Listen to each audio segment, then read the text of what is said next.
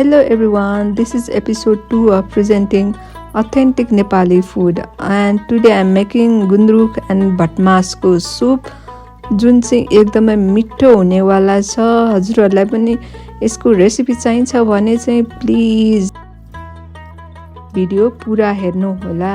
यसमा मैले फर्स्टमै मिस्टेक गरेँ, त्यो चाहिँ हजुरहरूले थाहा पाउनुहुन्छ। अहिले जिरा र उसलाई फुराएँ, त्यसपछि मैले चाहिँ भटमासलाई भुट्दिन्छु।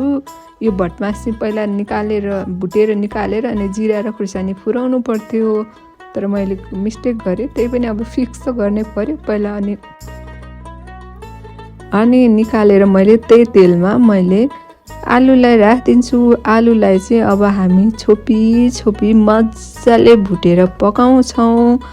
अनि जब यो अलिकति फ्राई हुन्छ, यसमा नुन बेसेर हालिदिने, फेरि छोपी पकाउने। अनि त्यसपछि हामीले गार्लिकको पेस्ट राखिदिन्छौँ, त्यसलाई पनि छोपेर पकाउँछौँ। अब जब यो पाक्छ, गार्लिकको पेस्ट पाक्यो भनेपछि चाहिँ अनि हामीले राखिदिन्छौँ गुन्द्रुक राखेर यसलाई एकछिन फ्राई गर्ने। गुन्द्रुक चाहिँ मैले पहिले पखालेर राखेको थिएँ, त्यही गुन्द्रुकलाई राखिदिएको छु। अनि यो यतिको एकछिन फ्राई गरेपछि हामीले यसमा राखिदिन्छौँ जिराको धुलो, जिरा धनियाँको धुलो, जुन पनि हाम्रो नर्मल युज गर्ने मसला राखिदिने।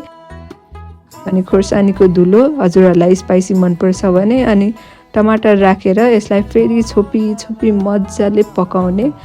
अनि त्यसपछि हामीले राखिदिन्छौँ अघि भुटेको भटमास, अनि पानी राखिदिने।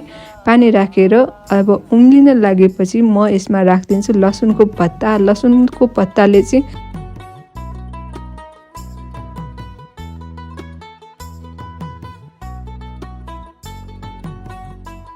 यसलाई इन्हान्स गर्दछ। अनि एकछिन उमाल्ने। अनि यो उम्लेपछि घिउ, माम अनि गुन्द्रुकको सुप इन्जोय गर्नुहोला। मैले पनि इन्जोय गरेँ। भिडियो मन परे लाइक सेयर गर्नुहोला।